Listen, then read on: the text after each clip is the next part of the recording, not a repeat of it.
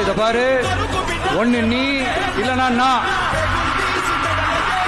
நான் இல்லனா நீ இல்லனா நான். நமக்குள்ள வேற எவனும் நடுவில் வந்துடக்கூடாது. நாம 2 பேரால மட்டும்தான் மக்களை ஈஸியா ஏமாத்த முடியும்.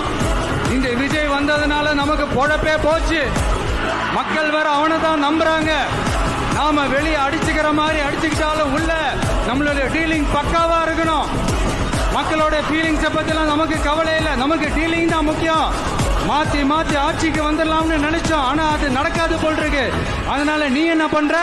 எஸ்ஓபின்னு போட்டு ஒரு பக்கம் அவனை தடுத்துரு, இன்னொரு பக்கம் அவன் மேல பழி போட்டு நானும் தடுத்துடுறேன். என்ன ஓகேவா? டீலிங் ஓகேவா? ஓவர்.